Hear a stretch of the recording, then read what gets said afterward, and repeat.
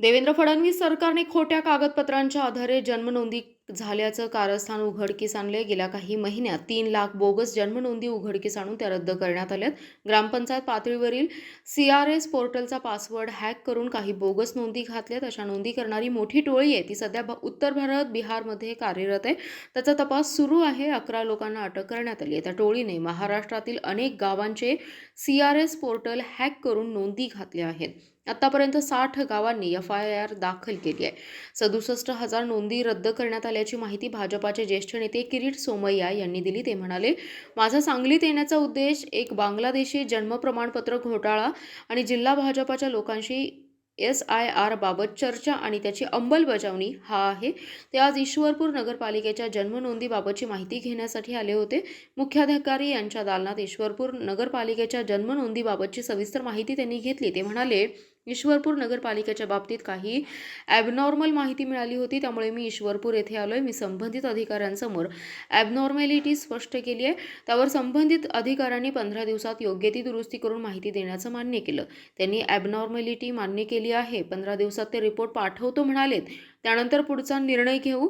ईश्वरपूर नगरपालिकेनंतर त्यांनी आटपाडी नगर परिषदेला भेट दिली आहे। महाराष्ट्रात बांगलादेशींना जन्म प्रमाणपत्र खोटे कागद डॉक्युमेंटच्या आधारावर देण्याचं खूप मोठं कटकारस्थान देवेंद्र फडणवीस सरकारने उघडकीस आणलं आहे। गेल्या काही महिन्यात 3 लाख असे फर्जी जन्म प्रमाणपत्र रद्द करण्यात आले आहे आणि त्याचा भाग म्हणून एक असं लक्षात आलं की काही ग्रामपंचायतमध्ये मोठ्या प्रमाणात त्यांचा जो पासवर्ड असतो हॅक करण्यात आला। ती एक मोठी टोळी आहे जी सध्या उत्तर भारत, बिहार मधून ऑपरेट करते। त्याचं इन्व्हेस्टिगेशन चालू आहे। 11 लोकांची अटक झालेली आहे। त्यांनी महाराष्ट्रातले अनेक गावांचे टर्मिनल हॅक केले आहे। आतापर्यंत 7 गावाचा FIR झालेले आहेत आणि 67,000 असे जन्म प्रमाणपत्र रद्द करण्यात आले आहेत। आज सांगली जिल्ह्यात 2 गावाची मी भेट घेत आहे। अधिकाऱ्यांची चर्चा करतोय। माझ्या मनातले चर्चा चालूच होते। याच्या संबंधी वरिष्ठ अधिकारी आले, त्यांनी त्यांच्या पद्धतीने चौकशी, ऑडिट, स्पेशल इन्स्पेक्शन ऑडिट सुरू केलं आहे। एका बाजूला तहसीलदार, निबंधक यांनी दिलेले खोटे जन्म प्रमाणपत्र आणि दुसऱ्या बाजूला असं सिस्टम हॅक झालेली आहेत। त्या दोन्हीवर करेक्शन सुरू आहे।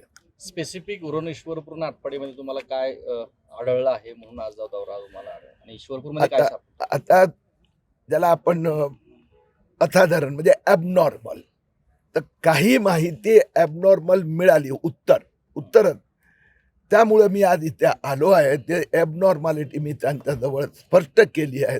त्यांनी सांगितलं की आता आम्ही दुरुस्ती करू आणि दुरुस्ती करून आम्हाला एक 10-15 दिवसात आम्ही पूर्ण हे झाल्यावर ॲबनॉर्मॅलिटी मान्य झालेले आहेत।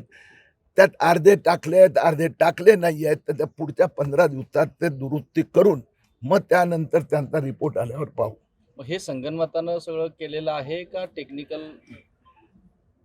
एक गोष्ट अशी आहे की ते त्यांनी माझं ऑब्झर्वेशन मध्ये की ॲबनॉर्मॅलिटी मान्य केला। आता ते चेक करतायत। भीती कशी असते मी तुम्हाला सांगतो। नंदुरबार मध्ये जे सिस्टम प्रमाणे जन्माच्या नोंदी जुन्या घेतल्या गेल्या, त्या तिथल्या इन्चार्जला इन्स्पेक्शनसाठी पाठवल्यानंतर 11 ते 20 1120 ज्यांचं त्या गावात कधी त्यांचं काही अर्ज नाही, जन्म प्रमाणपत्रने काही नाही, असे नावं नोंदवण्यात आले होते। त्याच्यावर आता FIR दाखल झाला। तर इथे आता ते चेक करतायत। तर रिपोर्ट येईपर्यंत वाट पाहावी लागणार।